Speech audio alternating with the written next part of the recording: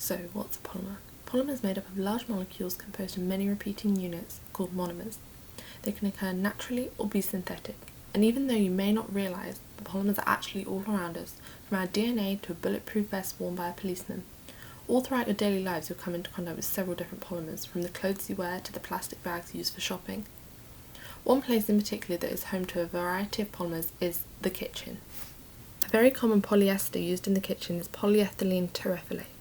It's formed by the esterification reaction between the diol ethylene glycol, which is a liquid, and the solid aromatic dicarboxylic acid, terephthalic acid.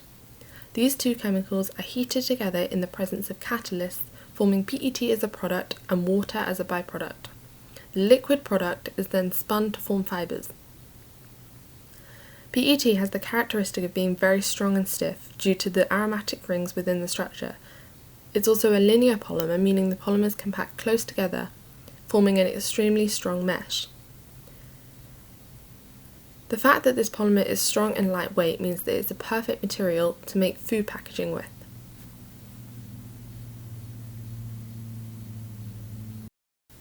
Another polymer found in the kitchen is high-density polyethylene, which again is very strong and resistant.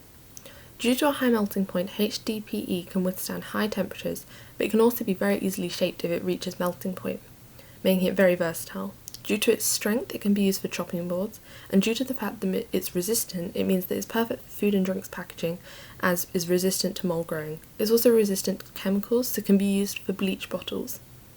This polymer is linear, meaning the polymers can pack close together again and have very strong intermolecular forces, giving it a very high strength to density ratio. It's therefore able to hold large amounts of liquid. The alternative to HDPE is low-density polyethylene. This is a flexible polymer, meaning it can be used for food packaging and also cling film. It's much more flexible than HDPE due to the fact that there's more branching, meaning the polymers cannot pack so closely together. This means the intermolecular forces between the polymers are weaker.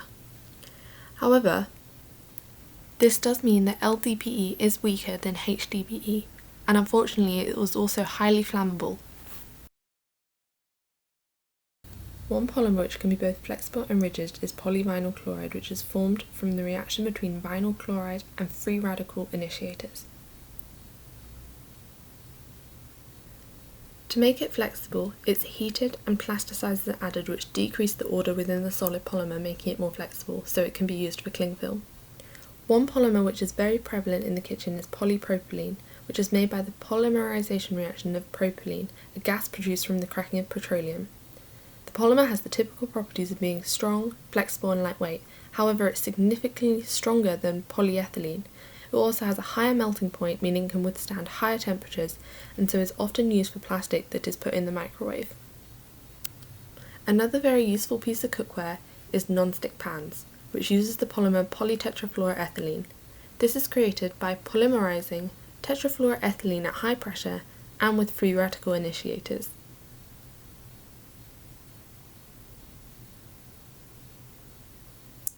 This polymer has a low coefficient of friction due to the fluorine, making it slippery and so perfect for a non-stick surface. It also means it's easy to wash.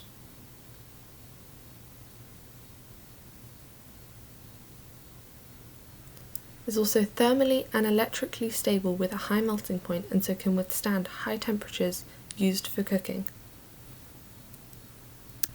Due to the 4 very strong carbon-fluorine bonds, the polymer is very unreactive, so will not react with anything acidic or alkaline.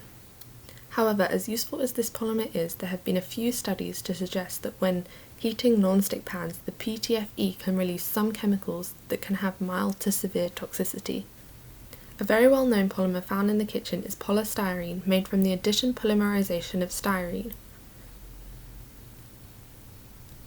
Polystyrene is rigid due to the several phenyl rings, meaning the polymers cannot position themselves close together and rotation is restricted.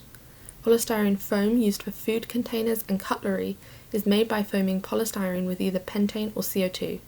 Polystyrene is easily recycled, however there are disadvantages of this polymer, such as it being flammable. One polymer that has become more and more popular recently is silicon, otherwise known as polysiloxane. Silicon can be formed by hydrolysis of chlorosilanes, producing linear or cyclic monomers known as siloxanes. The linear monomers undergo a polycondensation reaction, but the cyclic monomers undergo a polymerization reaction, with both forming the final polymer. The difference between silicon and other polymers we've already looked at is that silicon involves a silicon-oxygen backbone instead of carbon backbone. However, it still has many of the typical properties found in the other polymers, including stability, flexibility, and resistance. It's also easily moulded, so can have various different uses, such as food containers or baking tins. Polydimethylsiloxane is the most common polysiloxane. However, the properties of the polymer can be altered by changing the methyl groups to other groups. The polar backbone is shielded by the methyl groups, which are non-polar, meaning the outside of the polymer is hydrophobic, and so silicon can be used as a non-stick surface. As well as non-stick, silicon bakeware is also non-stain and easy to wash. For some uses, silicon has become more popular than carbon-based polymers due to the large quantity of sand available which contains the silica needed to make polysiloxane. However, this is still a finite resource, and in order to convert silica into the polymer, fossil fuels and heat must still be used, so both plastic and silicon require non-renewable resources. Additionally, even though silicon is recyclable, it's not widely recycled, but it is more environmentally friendly to incinerate silicon than plastic, as it does not produce any toxins when burned. Overall, even though there are many useful reasons to use synthetic polymers within the kitchen, the main issue is that a lot of it is single use, or people don't recycle it correctly, so it ends up in landfill and is non-biodegradable, so it takes a very long time to degrade and so is using up a lot of space. To try and reduce the plastic waste, research is being carried out into biopolymers which have the same properties as plastic and are able to break down easily. The first group of biopolymers are taken from biomass, for example polysaccharides. An example is starch, which is the cheapest biopolymer as well as being readily available. However, it's not water resistant, so would need to be combined with other biopolymers. These are perfect for food packaging as they're able to retain gas very well. The second type is from bio-based monomers which undergo a typical polymerization reaction. For example, the polyester polylactic acid.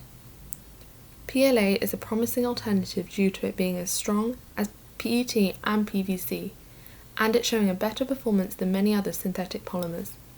And finally, there are polymers made by microorganisms such as polyhydroxyalkanoates. So, as more research is carried out into these polymers, we should aim to make more use of natural polymers which decompose much easier than synthetic polymers, and therefore not using up space in landfill.